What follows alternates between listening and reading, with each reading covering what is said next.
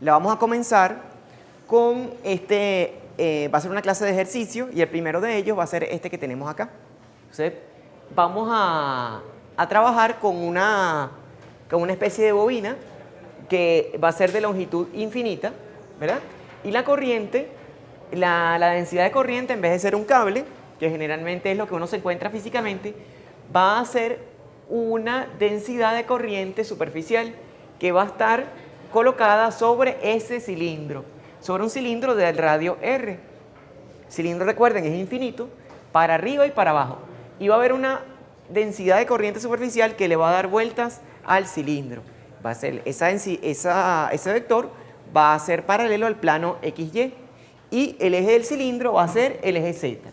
Entonces eso es como nuestro sistema de referencia. Entonces, si uno tiene esas condiciones, vamos a encontrar el campo magnético en todo el espacio.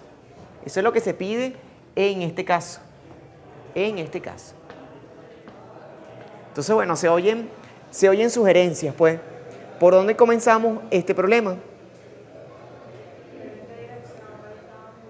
Ajá, hay que ver en qué dirección va el campo, ¿verdad? Y de qué variables depende, de qué coordenadas depende él. Entonces, hay que definir H.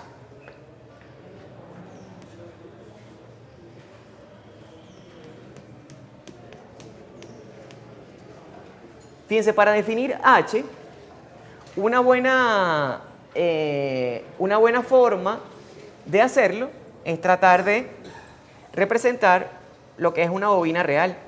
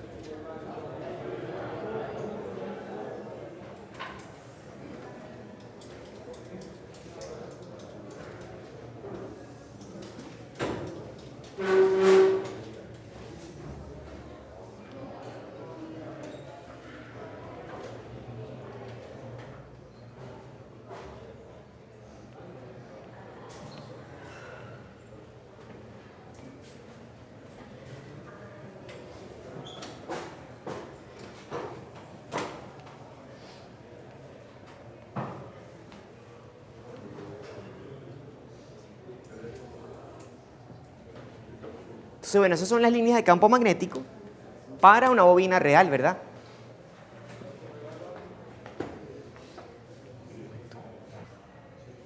Ok, entonces, ¿qué vamos a tener? Entonces, vamos a tener este caso para un sistema que es finito. ¿Qué sucederá? ¿Cuál será si uno sabe que este sistema se comporta de esta manera, cómo será la dirección de las líneas de campo para este otro sistema que es un sistema que es infinito? ¿Cómo sería? Imagínense, tenemos que tomar esta bobina e irla alargando cada vez más hasta ver cómo se comportan las líneas de campo. Ajá. Serían verticales, ¿verdad? Entonces el campo magnético tendría la forma, la dirección del eje Z. Entonces lo primerito que tenemos que ver, H es igual a H a 1Z por H de Z. ¿Verdad? Y la otra cosa que tenemos que ver es de que, en este caso de la bobina infinita, ¿de qué variables depende? Ajá. De R. ¿De R o de Rho? Recuerden, en el sistema cilíndrico siempre hablamos es de Rho, ¿verdad? En Rho y en Phi también. Vamos a ver. Por aquí me comentan de Rho y de Phi. En principio él podría depender de todas estas tres variables. Si lo colocamos así, cuando saquemos la cuenta, nos va a salir una ecuación diferencial de tres variables con 3 incógnitas, eso va a ser bastante complicado. Como es un problema de geometría simple, deberíamos tratar de resolver, de ver si hay alguna de las variables que no influye. Ajá, por acá, la variable z, ¿verdad? El sistema es infinito. Entonces, independientemente de donde uno evalúe el campo, él no va a depender de la altura en donde uno lo evalúe.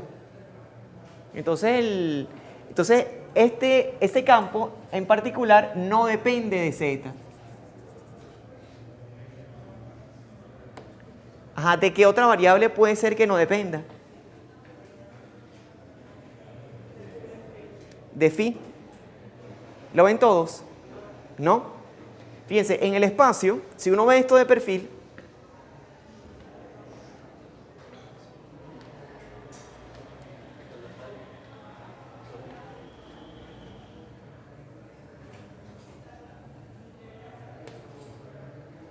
¿qué es lo que va a ocurrir? La densidad de corriente va en este sentido.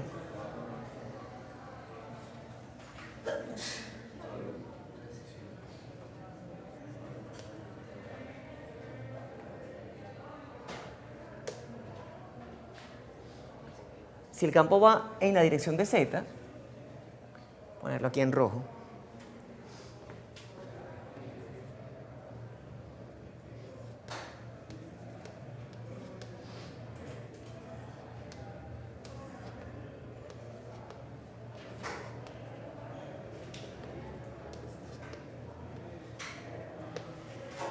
entonces, fíjense que es lo mismo, o sea, el valor del campo va a ser el mismo acá. Si uno toma una circunferencia,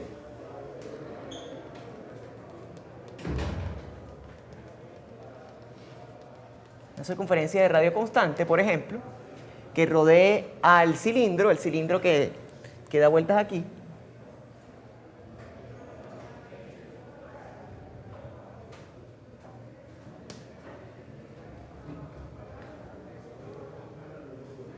entonces el campo, fíjense que no depende de la posición en donde uno lo coloque, no depende del ángulo phi, en donde uno esté parado. Entonces por eso el campo no depende de esa variable, pero es por la simetría del sistema, por la simetría cilíndrica del sistema. Es por esa razón. Entonces el campo en realidad solamente va a depender de la variable ρ.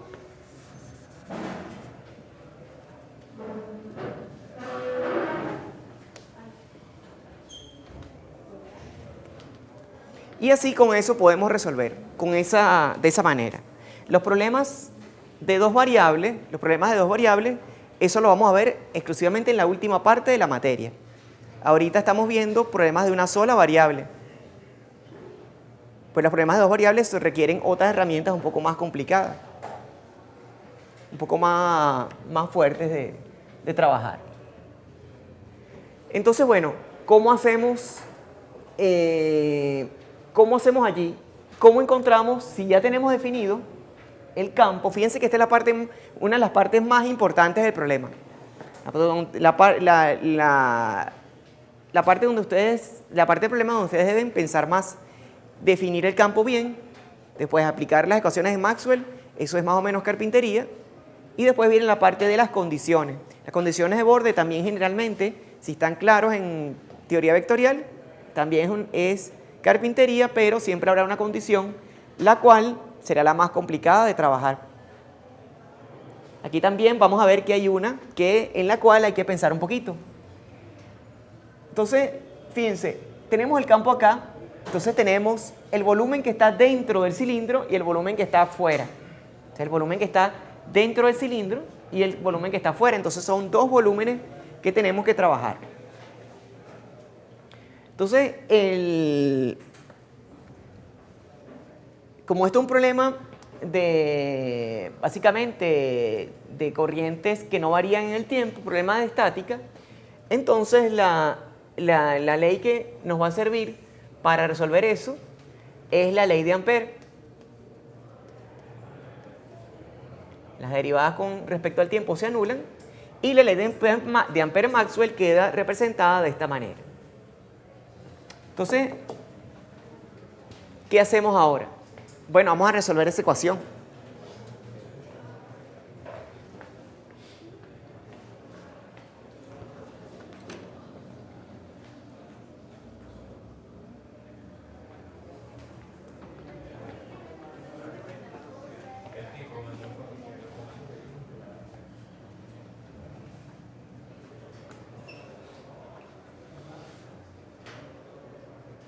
Entonces, bueno, el rotor, fíjense que tiene, para que ustedes vean cuando trabajen el formulario, el rotor, en este caso, está representado aquí en el formulario en rectangulares, cilíndricas y esféricas.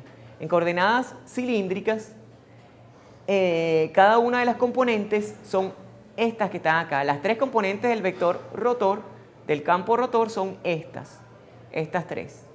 Entonces esta es la componente ρ, esta es la componente φ y esta es la componente z. ¿Qué tenemos que hacer? Bueno, si tenemos el campo definido de esa manera como lo hicimos, ¿cuál será la componente del rotor que sobrevive a todo esto? ¿Todos tienen su formulario? ¿Ya lo han podido imprimir? ¿No? ¿Por allá? ¿Hay alguno que lo haya imprimido? Eso es importante para el examen, pues. Exacto. Examen, recuerden que es la semana que viene. Entonces hay que ponerse las pilas con eso. Entonces, fíjense, ¿qué tenemos que buscar? Fíjense que aquí ya están todas las derivadas cruzadas de todas las variables, una con respecto a la otra. ¿Cuál será la derivada que sobrevive a este problema en particular? ¿Cuál será la que realmente importa para este problema? Ajá, la derivada de h de z con respecto a ρ. Eso es lo que realmente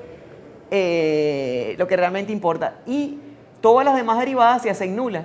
Bien porque la componente sea nula, en el caso de h de z o h de φ, que es nula, o bien que el sistema no dependa de esas coordenadas. En este caso el sistema no depende ni de φ ni de z. Entonces todas las derivadas con respecto a φ y respecto a z se anulan. En este caso, tomando esas condiciones, ese rotor al final se simplifica y lo único que sobrevive es esta componente, la derivada de h de z con respecto de ρ. Eso es lo que realmente queda.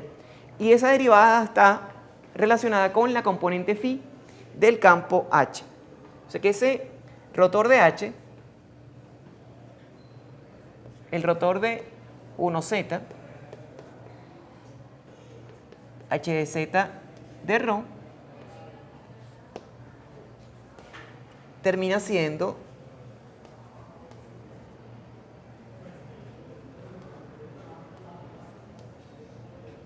de esta manera.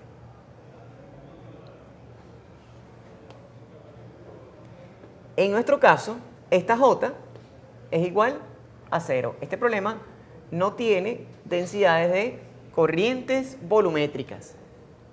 Fíjense que la densidad de corriente volumétrica dentro del cilindro es nula. Lo único que existe es esta densidad de corriente superficial allí. Entonces la ecuación que hay que resolver es esa. Menos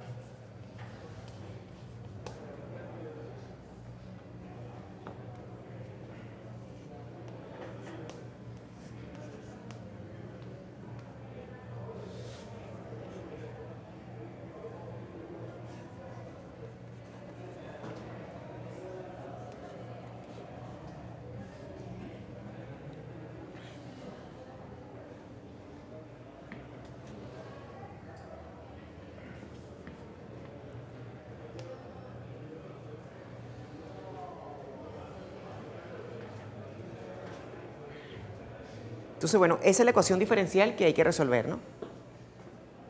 ¿Preguntas hasta aquí? ¿Dudas?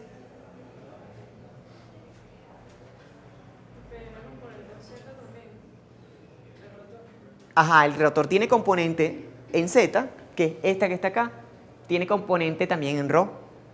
Pero como estas derivadas son nulas, entonces no las colocamos.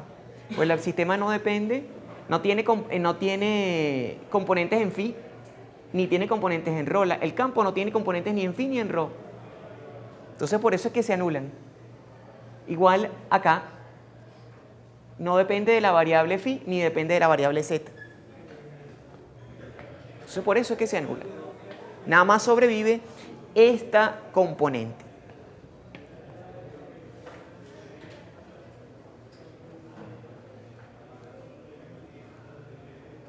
Entonces ahora, muchachos, ¿qué es lo que queda? Queda resolver esto. Mira, porque el problema lo establece así. La única densidad de corriente que hay allí es la densidad de corriente superficial. Son las únicas densidades, es la única densidad de corriente así que hay allí, la que está dando vueltas paralelo al plano XY. Es la única que tenemos. ¿Ves?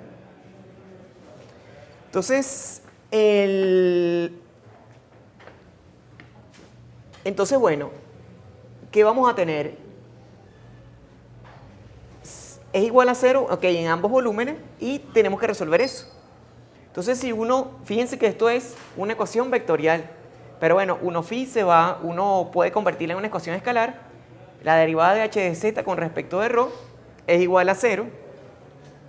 En eso se puede convertir, y entonces h de z, vamos a ponerlo así.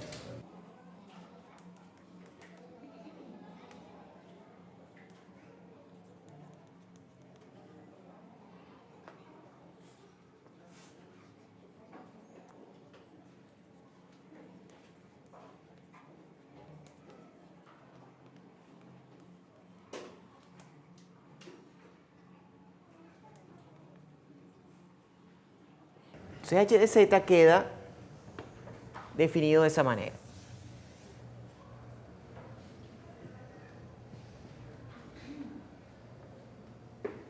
Entonces, ¿qué hacemos ahora?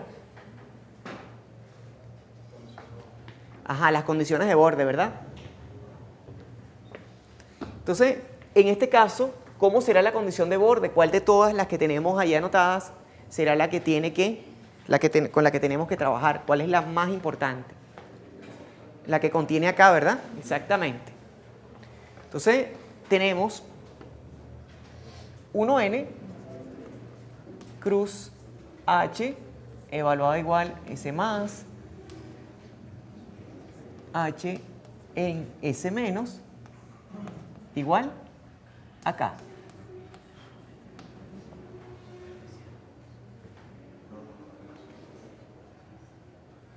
Ajá. Y como esto es lo que dice la condición de borde, ¿quién es 1n en este caso?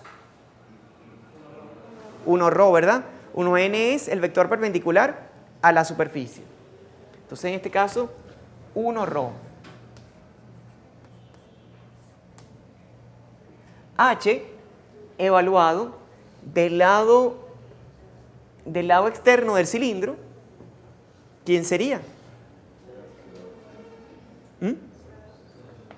Fíjense, sería del lado externo S sub 2 por 1z.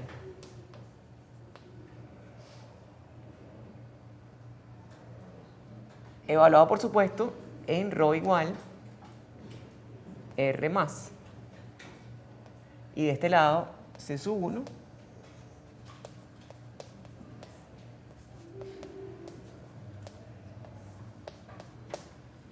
R menos.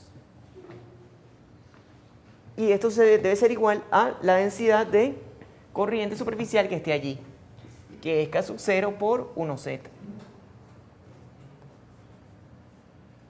Por 1 phi, perdón.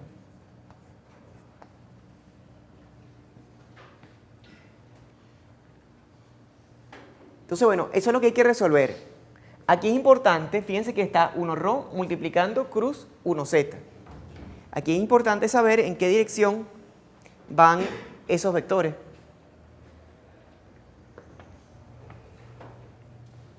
Fíjense, 1ρ va en este sentido.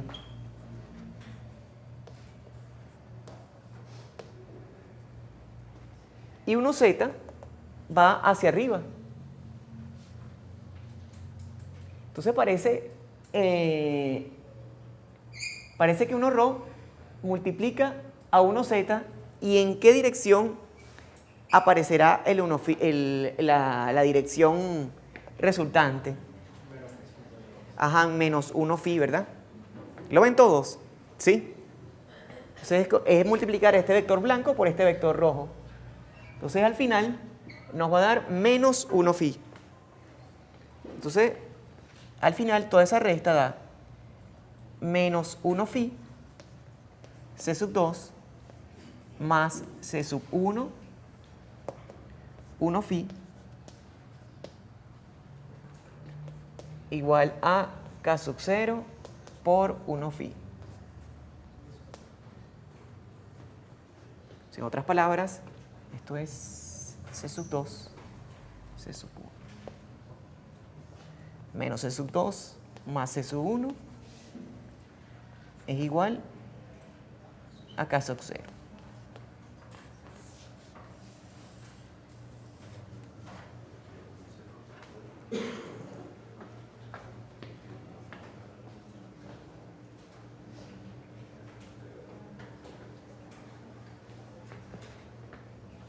Ok, muchachos, ¿y ahora?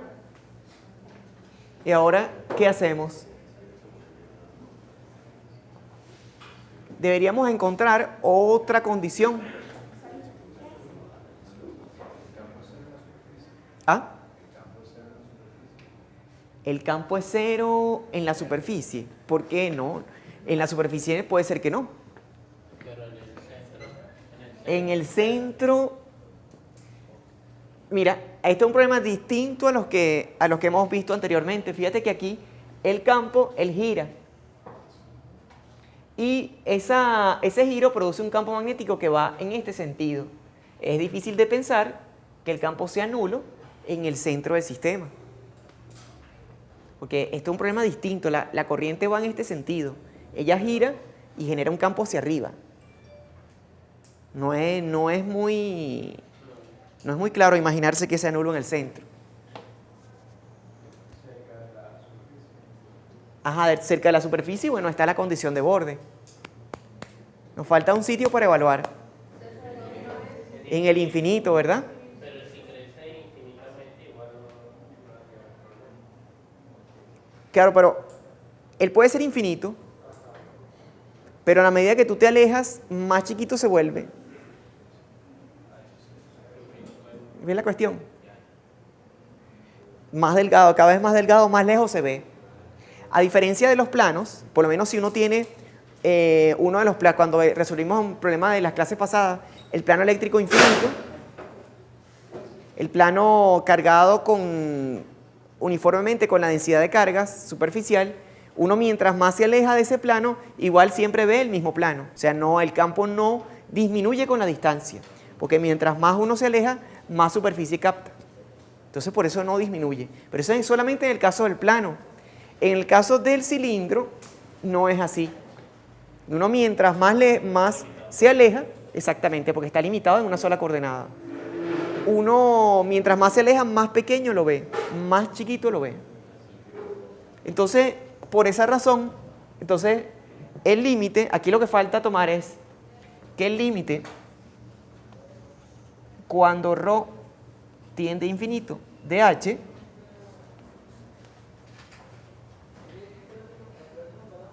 es igual al vector 0. Esta es la condición que falta. ¿Y de aquí qué sale?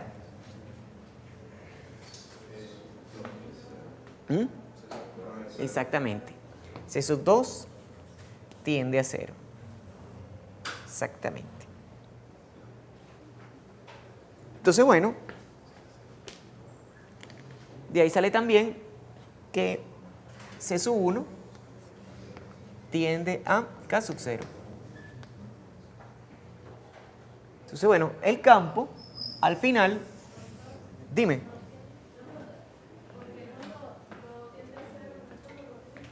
¿Verdad? Es cuando rota en infinito. Sí.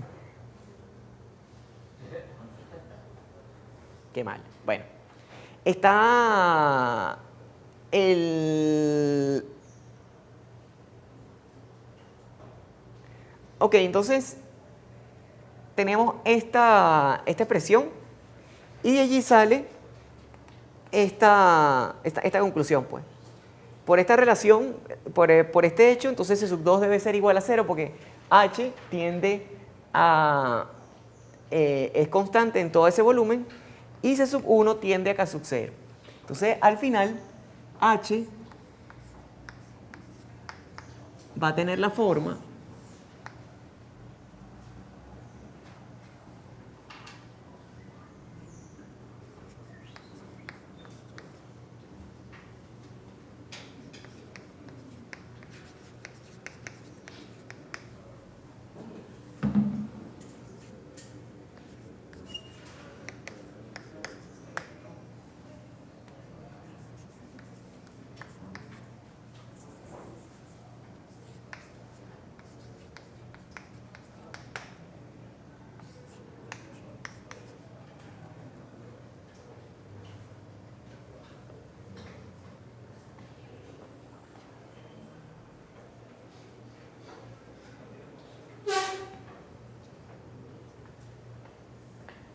Entonces, bueno, muchachos, ¿dudas?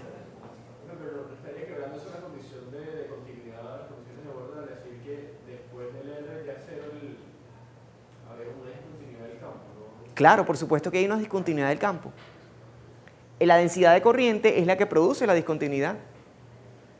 Y yo puedo decir que cero después del rho mayor a R es porque al ser infinito como que nunca va a dar como la vuelta, por así decirlo. Sí. Porque si es infinito, sí sería diferente. Sí, imagínate, este problema lo podemos ver así. Imagínate tú que tienes una cantidad finita de líneas de campo repartidas en un área, o sea, en un área transversal, exactamente, que atraviesa un área transversal que también es finita, que es el caso de este cilindro, pues. Aquí podemos contar las líneas. Vamos a suponer que las contemos todas, que no es que pudieran ser contables, y también hagamos como una especie de densidad de líneas por unidad de superficie acá. Nos da un valor. Cuando evaluemos ese mismo valor acá afuera, con la misma cantidad de líneas, pero en un espacio infinito, que nos va a dar una densidad de líneas que tiende a 0. Porque las líneas en el infinito, ellas, cuando uno la estira mucho el cilindro, las líneas se reparten en todo el espacio. Las líneas que regresan, que bajan. Entonces, por eso es que da nulo. Porque es como una densidad de campo allí que es sumamente pequeña, que tiende a 0.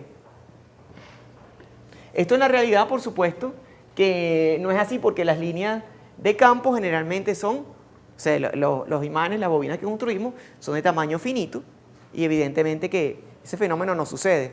Pero evidentemente mientras más larga la bobina, con respecto al diámetro exactamente o al radio del cilindro, entonces allí, por supuesto que el campo afuera va a ser cada vez más débil. Eso es lo que sucede. Entonces, preguntas, otra pregunta por allí, antes de pasar a otro ejercicio.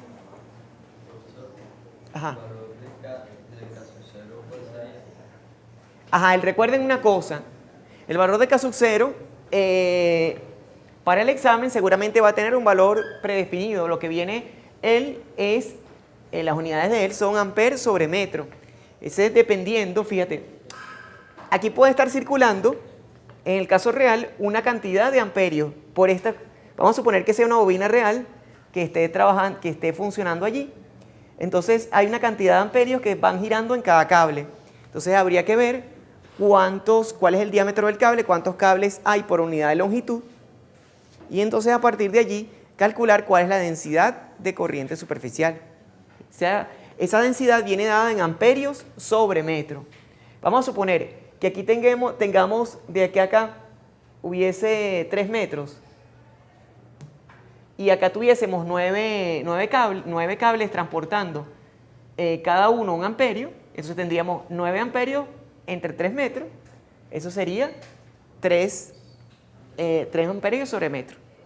Pero es por el área longitudinal que está aquí. Recuerda que lo que se toma en cuenta es esta área. Esta que está acá. Desde acá hasta acá.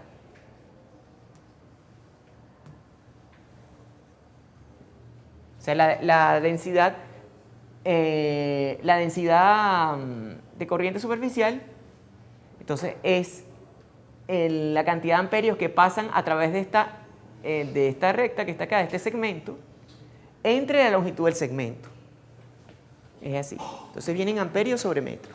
En este caso está dado literalmente, pues. Igual, lo curioso es que tanto el campo magnético como la densidad de corriente superficial tienen las mismas unidades. Por eso es que la condición de borde, fíjense que aquí no hay ninguna constante de por medio, porque esto está en amperios sobre metro y esto también. Ambos vectores están dados en amperios sobre metro. Ok, muchachos, otra pregunta por allí. ¿Ninguna otra? Entonces, bueno, vamos a pasar a hacer otro problema.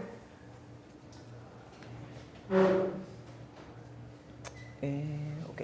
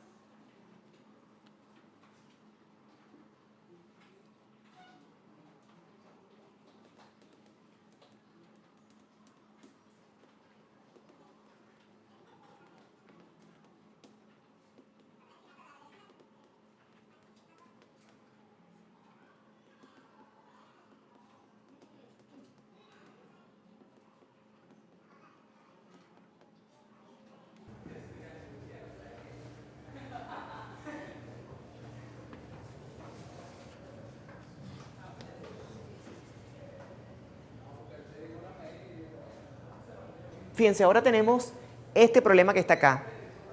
Tenemos nuevamente un cilindro, nuevamente con una fuente superficial, pero en este caso va a ser una densidad de cargas superficiales homogénea y de valor eta sub 0. Va a ser constante en todo el cilindro.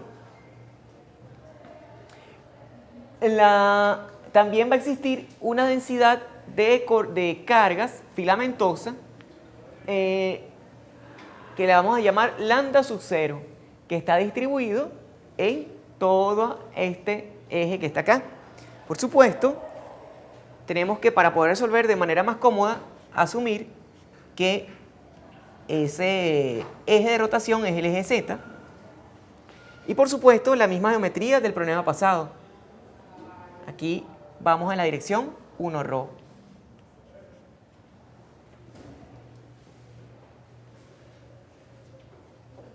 Entonces, si tenemos ese sistema, ¿cuál es la expresión de campo eléctrico que está producido por esas densidades de carga?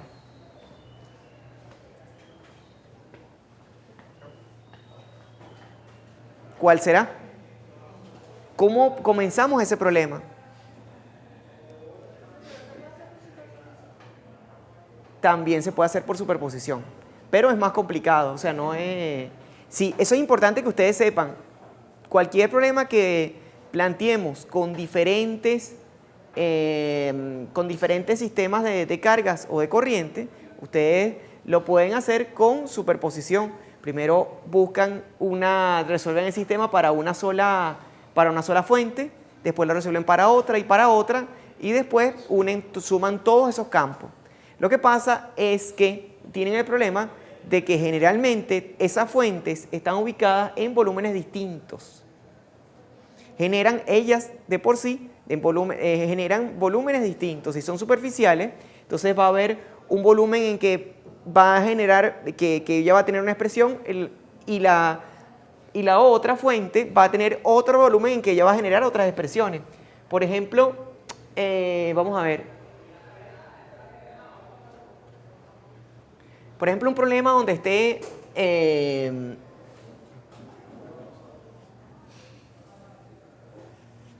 donde uno tenga, por ejemplo, una densidad de carga superficial acá.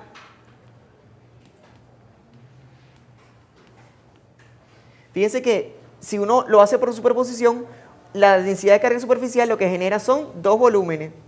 Si uno tiene una carga volumétrica en otro volumen, entonces vamos a tener otro volumen distinto, otro par de volúmenes distintos a los que teníamos para la primera. Entonces vamos a tener dos volúmenes para la primera, dos volúmenes para la segunda. A la hora de intersectarlas hay que estar claro de qué es lo que se va a hacer. Por eso generalmente no lo hacemos, porque es más sencillo hacerlo con todos los volúmenes de una vez. Sin embargo, si hay un problema que se les enreda, en la superposición es lo más fácil, pues. Es lo más fácil, aunque sea lo más laborioso.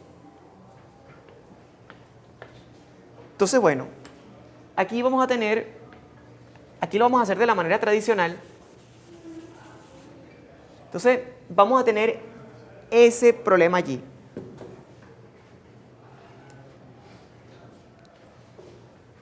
¿Qué hacemos, muchachos? ¿Cómo comenzamos? Definiendo el campo, ¿verdad? ¿Qué dirección tendrá ese campo? Dirección en ρ, ¿verdad? Exactamente. Entonces, el campo eléctrico, en este caso, va a tener la dirección 1ρ.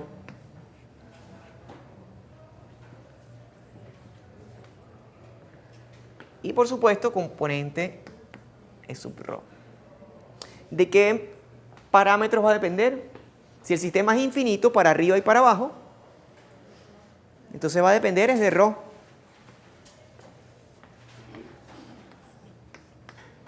Exactamente, esa va a ser nuestra expresión de campo eléctrico. ¿Cuál es la ecuación que nos va a ayudar a resolver esto? Generalmente la que más ayuda a resolver es la ley de Gauss. En este caso,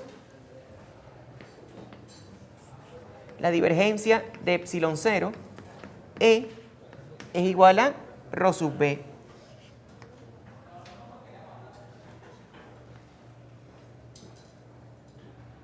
Y este ρ sub B, ¿quién va a ser? Esto va a ser 0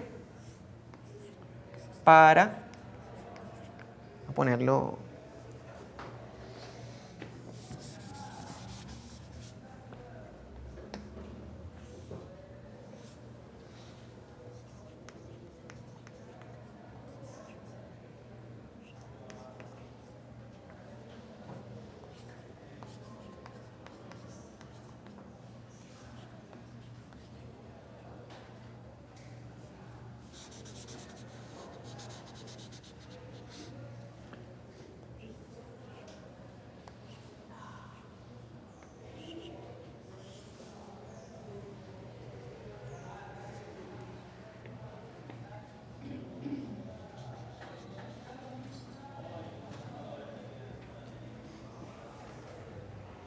va a ser así.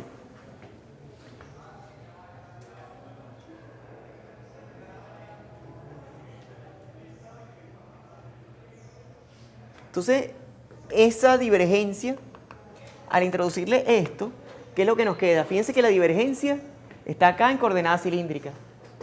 Aquí tenemos el problema nada más depende de ρ.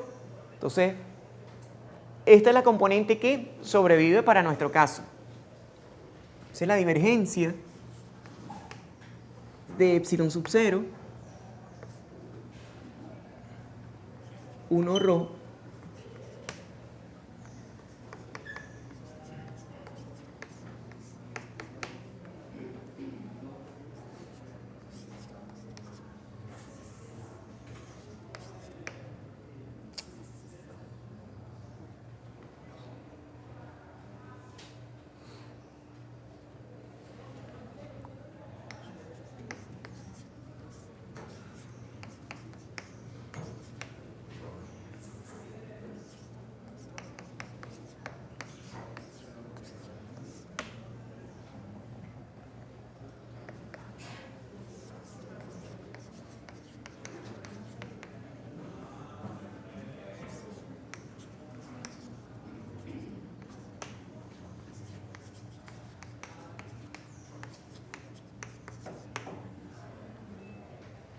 va a tener esa expresión, ¿verdad? Entonces, aquí hay un error. Esto es la derivada dentro. La derivada del rho. Sí.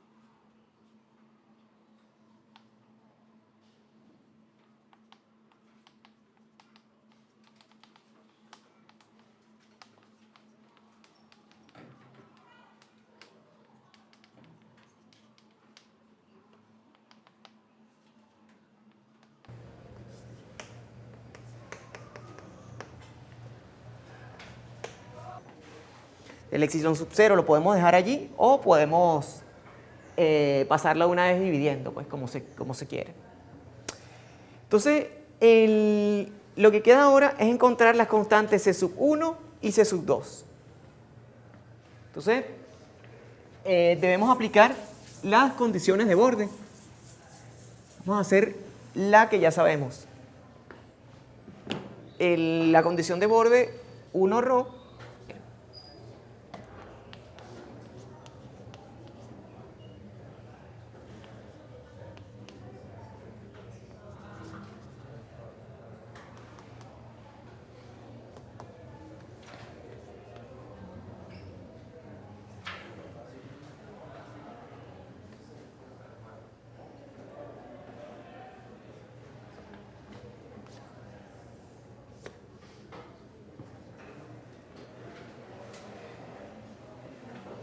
Ajá.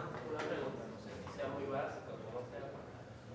¿Cómo yo sé si la densidad de carga filamentosa es menos? Sobre metro, entonces es que es un sumidero. Si es 4 coulombs sobre metro, es que es una fuente. Pero en principio no lo sabemos. En principio, por ahora, no lo sabemos. Depende de ese valor, del signo de esa distribución de carga. Entonces, para el ejercicio debemos considerar ambos casos. Exactamente, considerar ambos casos. Exactamente. Puede ser que las líneas entren o salgan. Y entonces eso hace más fuerte o más débil. Exactamente. Pero eso, ¿quién lo va a decir? El valor de las constantes. El valor de las constantes que estemos encontrando.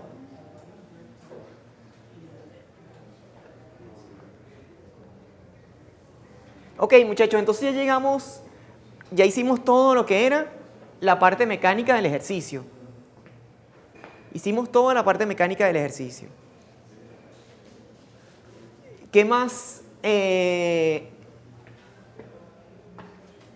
podemos hacer allí? Falta algo, ¿verdad? Tenemos todavía dos constantes y una relación entre ellas. Entonces falta otra relación más. ¿Cómo hacemos para encontrarla?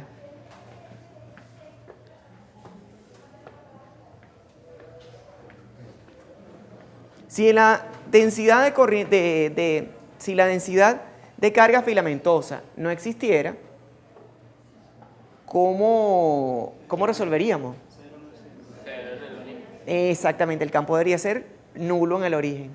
Ahora, si la Ajá. positiva, Exacto. ese campo ya no es cero en el origen. Exactamente, ese es el problema de aquí, de este tipo de distribuciones.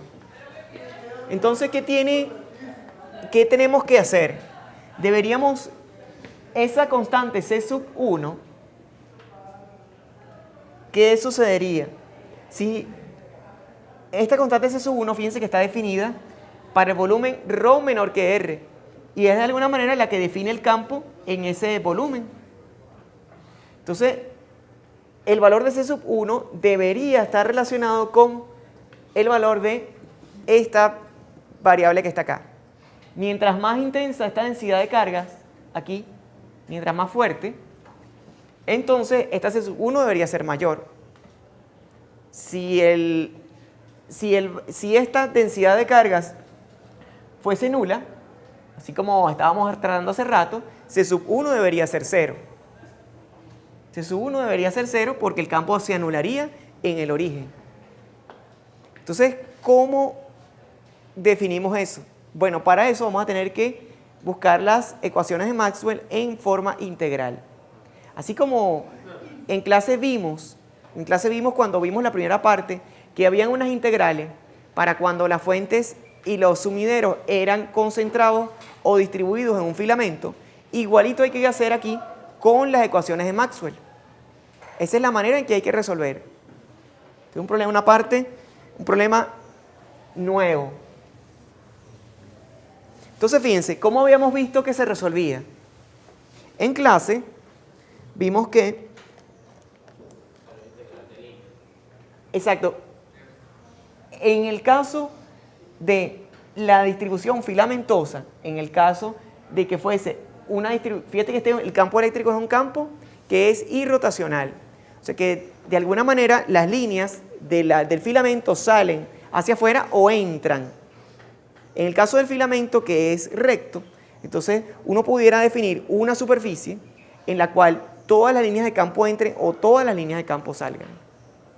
¿Ve? Y hacer el flujo allí y relacionarlo con la ley de Gauss, que tiene que ver con la carga encerrada. Entonces, lo que hay que aplicar es esto.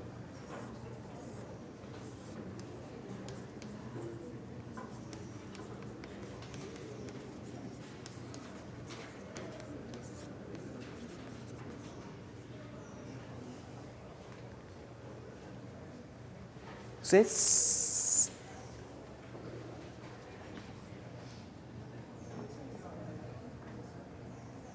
¿qué vamos a hacer? Fíjense, hay una superficie. Esto no escribe aquí.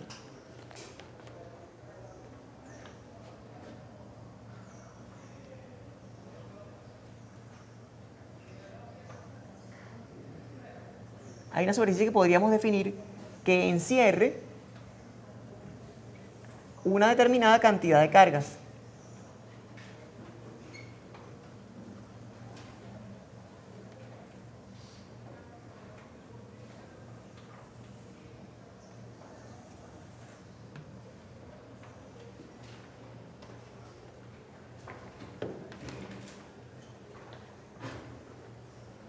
Entonces, esta va a ser nuestra superficie S. ¿Qué es lo que nos dice la recomendación? Que bueno, que sea un cilindro, una especie de superficie cilíndrica que encierre al filamento y que es una superficie cilíndrica que encierre el filamento y luego hacer el radio de ese cilindro tendiendo a 0. Esa es la manera en que podemos resolver.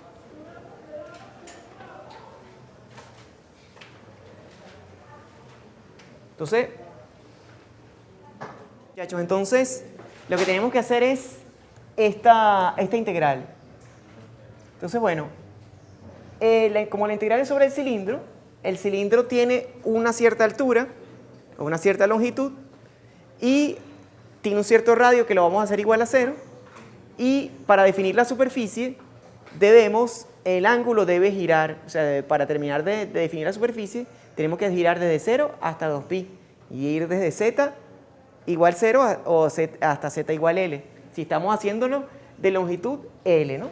Entonces, el campo dentro tiene esta forma que está acá, C sub 1, epsilon sub 0, rho, y lo que nos falta es, por supuesto aquí, 1 rho, multiplicado por diferencial de superficie. Diferencial de superficie, ¿recuerdan en la primera clase que vimos? En este caso, ¿cuál de todos será? Fíjense que aquí están todos nuestros elementos diferenciales. El elemento, en principio, estos que están aquí son para coordenadas cartesianas, este para coordenadas cilíndricas y esto para coordenadas esféricas. Entonces, para coordenadas cilíndricas hay tres diferenciales de superficie que podemos escoger. En este caso, el diferencial de superficie que tenemos que escoger, ¿qué dirección debe tener? Radial, ¿verdad? Exactamente, dirección radial. Recuerden que el diferencial de superficie tiene una dirección que es perpendicular a la superficie en la cual estemos trabajando. Como estamos trabajando en una superficie cilíndrica, estamos calculando el flujo que sale de esa superficie cilíndrica en las paredes, entonces el diferencial debe tener la dirección de rho. Entonces, el diferencial de área de rho es este que está aquí. D de a rho igual a rho por D de phi por D de z. Entonces, esto es rho D de phi D de z en la dirección de 1 rho.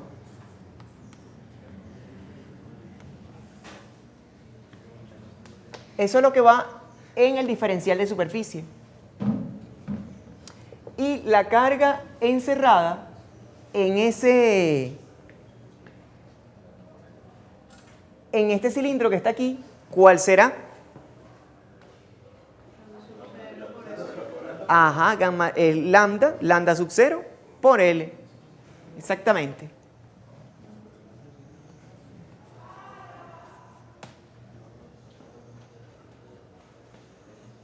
Entonces fíjense que aquí de alguna manera ya C sub 1 es proporcional a lambda sub 0, como les había comentado hace rato, ¿no?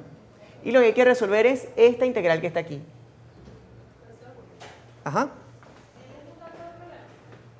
No, tienes que definirlo de alguna manera, porque mientras más longitud agarres, más carga encerrada vas a tener, pero a la vez también más flujo. Y si no lo defines, entonces no se enreda la cuestión, no hay manera de hacerlo.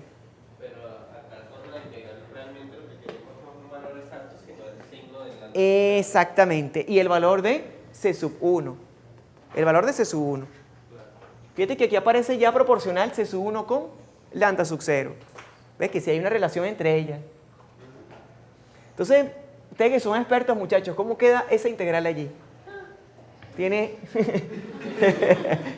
este rho se va con este rho. Este epsilon sub 0 con este otro epsilon sub 0. 1 rho con 1 rho también se va. ¿Y qué nos queda? 2pi. Ajá. ¿Qué más? Por L. ¿Por qué más? C1. Y rho se fue. Queda igual a lambda sub 0 por L. L se va con L. Claro, porque eso es un invento que estamos haciendo, es una variable que estamos introduciendo, debería irse. Y al final queda C sub 1 igual a lambda sub 0 entre 2pi.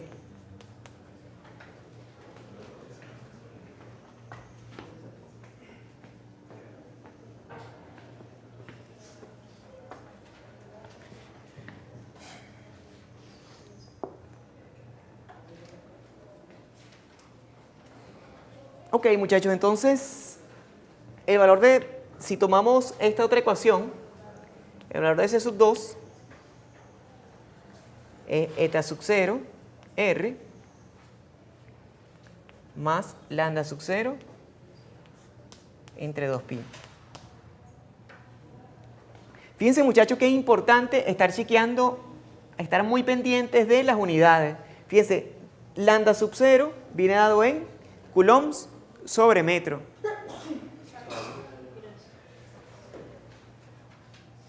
Eta sub 0 viene dado en coulombs sobre metro cuadrado.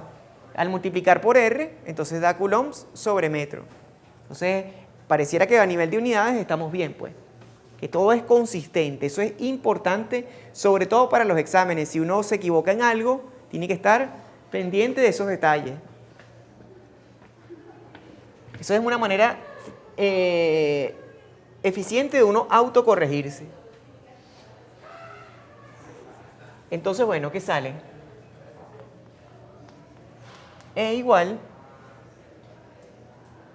¿Alguna duda?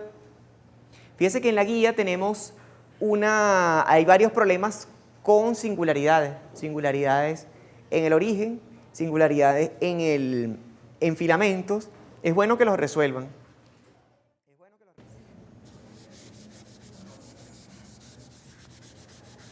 Hacer algo así.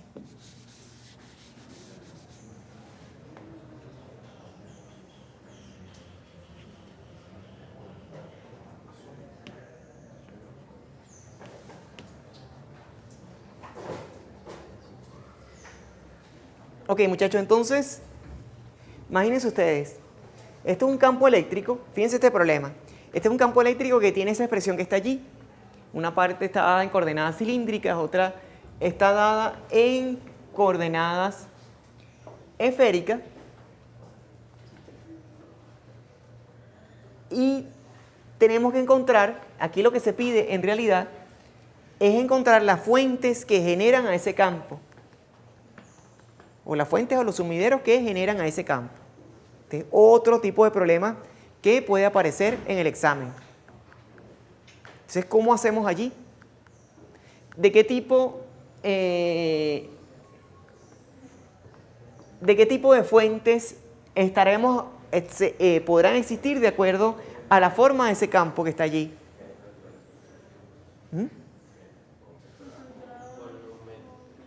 Ajá, son de 4 tipos, ¿verdad? Ajá, por acá podríamos eventualmente tener fuentes volumétricas o eventualmente tener fuentes concentradas, ¿verdad?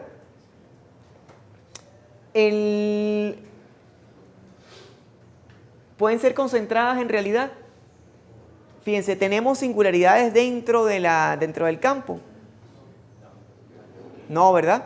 Entonces, concentradas no deberían haber. Fíjense que aquí esto está definido para R mayor que A. O sea que R no está, el origen no está incluido en este dominio. Y internamente tenemos esta expresión. Entonces, realmente no hay singularidades. Claro, pero singularidades no hay, lo que hay es discontinuidades. Discontinuidades, fíjate que hay esta es una expresión para R mayor que A y esta es otra expresión para R menor que A.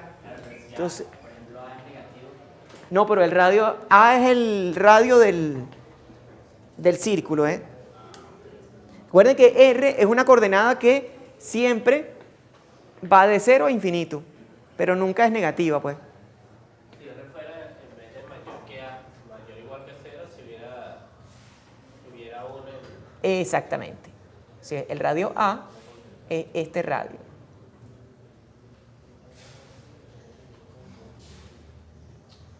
El centro del sistema es el origen y la variable A es el radio del círculo, la frontera. Este es R igual a.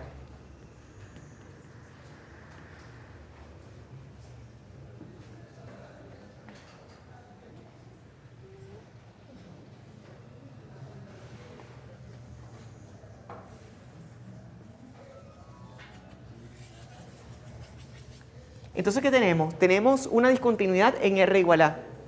No hay singularidades, entonces lo que vale la pena es buscar las condiciones de borde en R igual a.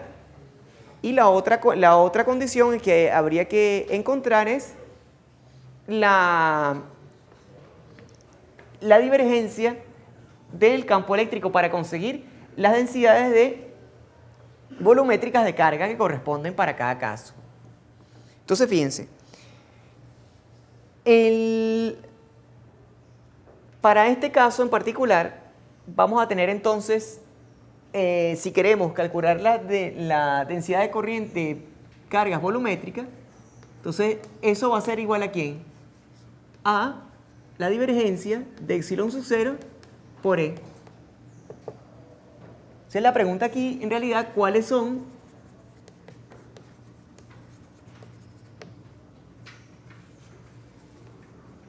las distribuciones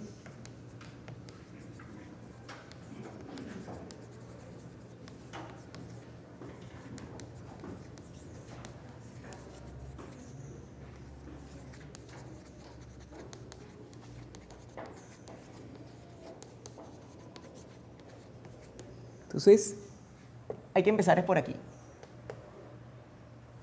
Entonces, Rho sub B, fíjense, para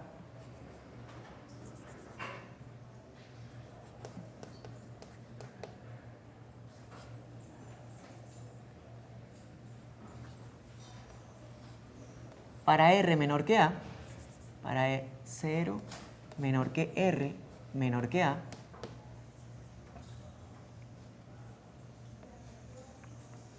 entonces, ¿quién va a ser Rho sub B?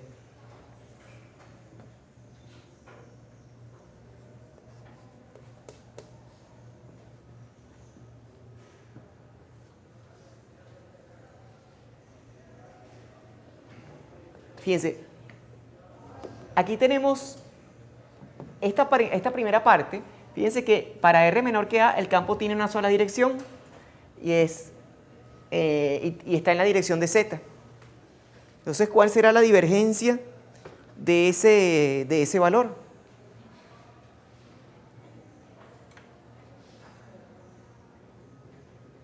Entonces, bueno, podemos irnos a coordenadas cilíndricas o a coordenadas rectangulares.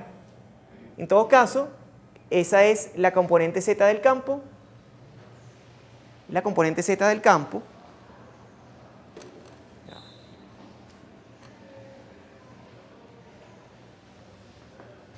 Exacto, es la componente Z del campo y la derivada de una constante siempre es igual a 0. Entonces, al hacer la divergencia de esta parte, que es epsilon sub 0 por menos A sub 0 tercios 1z, eso da igual a 0. O sea, en este volumen, en R menor que A, no hay densidades de cargas volumétricas. Entonces, para R mayor que A, entonces, Rho sub B, ¿quién será?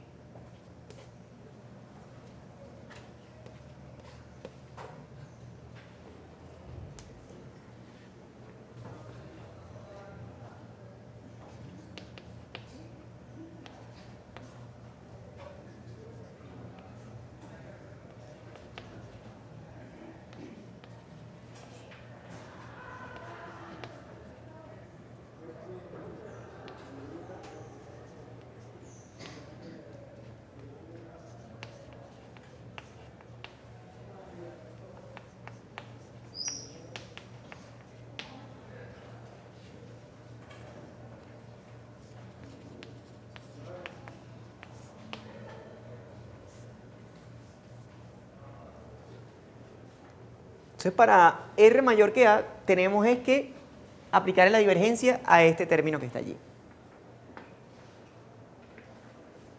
Entonces, bueno, uno busca, fíjense que este vector tiene dos componentes, una en 1R y otra en 1θ. Ambas componentes son en coordenadas esféricas. Entonces tenemos que utilizar la divergencia en coordenadas esféricas. Entonces, nos vamos para acá, a este término que está acá, estos tres términos, y buscamos qué componentes existen, la componente 1R. Entonces aquí hay que derivar con respecto a R. Eso va a ser igual, la divergencia de esto, entonces, es la derivada de 1 entre R cuadrado, y la derivada con respecto a R cuadrado,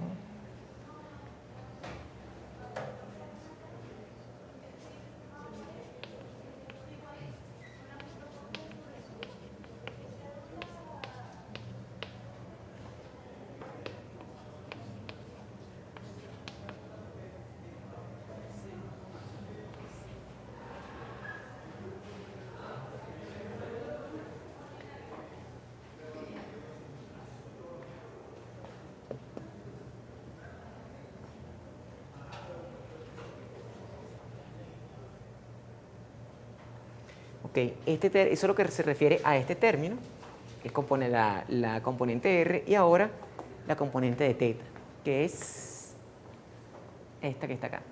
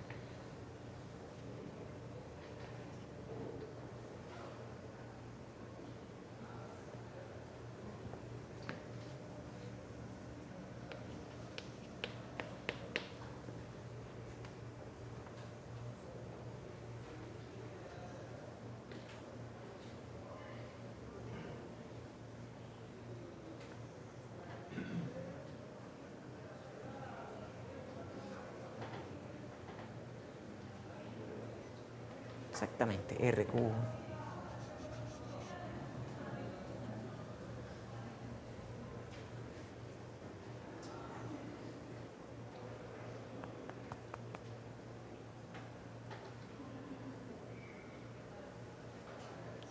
Entonces, bueno, hay que resolver allí,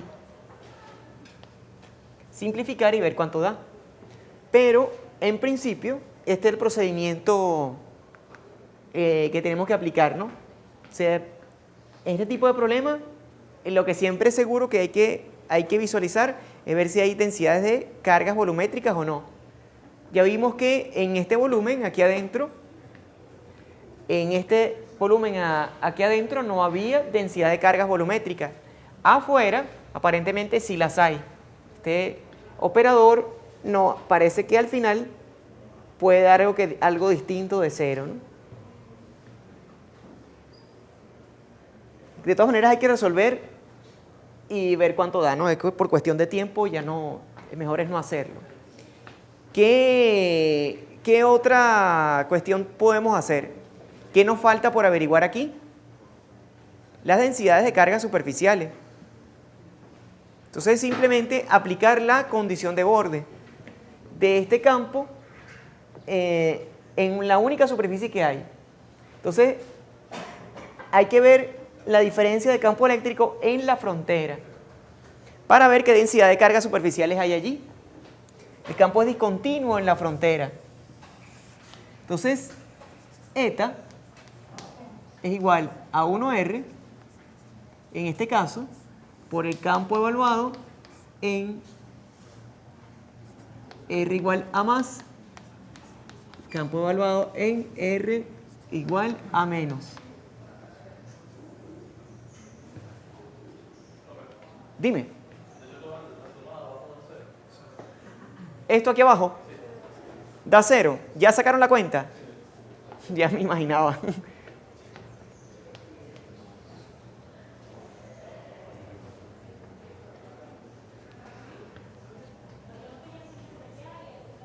Bueno. Entonces, bueno, entonces vamos a... Lo que falta es resolver esto para ver si existe o no existe densidad de carga superficial. Como vemos, ya densidades de cargas volumétricas no existen por lo que estamos viendo, por la cuenta que estamos sacando. Dime. No, porque recuerda que en estática, si el campo no varía con respecto al tiempo, el campo eléctrico es una función, un campo irrotacional, por definición. ¿De dónde sale? De las leyes de Maxwell. ¿Ves? Entonces nada más con chequear las densidades de carga, estamos más que suficientes. Las condiciones irrotacionales. ¿Ves? Entonces aquí lo que queda es A sub 0 A cubo. Sí. Aquí epsilon sub 0.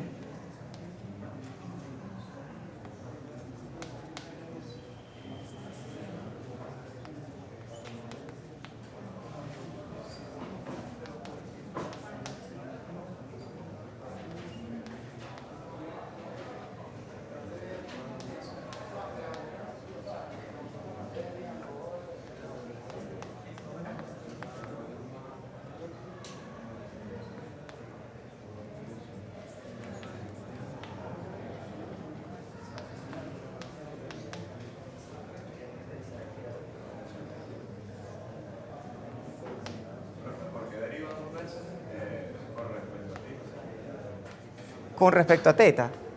No, es... Aquí hay un problema. Ya vamos a chequear eso. Sí, hay un problema allí.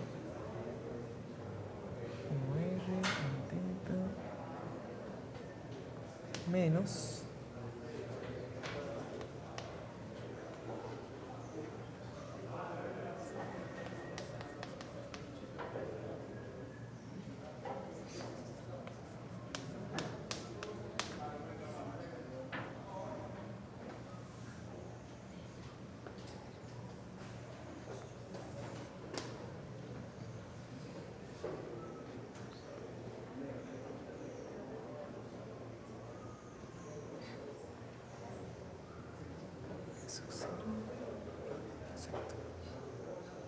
Muchachos, aquí lo interesante de esa condición, de evaluar esa condición de borde, es que acá van a tener que hacer el producto punto de 1R, punto 1 teta y 1R, punto 1 z. Fíjense que son, sobre todo el 1R con respecto a 1 z, son vectores de diferentes sistemas coordenados. Hay que hacer la transformación. Aquí el formulario también nos ayuda. 1 z lo podemos expresar en forma esférica, a través de esta expresión que está acá. Entonces, bueno, todas esas transformaciones las tenemos allí. Sí, para que vean esto, la materia tiene muchísimo de cálculo vectorial, pues. Que tienen que estar pendientes con eso. Aquí hay un error, evidentemente no se deriva dos veces. Esto creo que es 1 entre R seno de teta, la derivada del seno de teta, exactamente.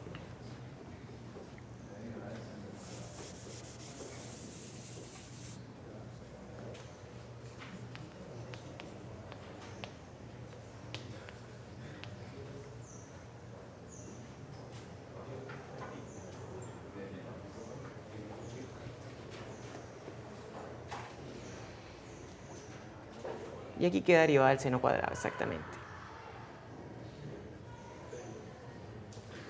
Aquí a sub 0 cubo y aquí r cubo.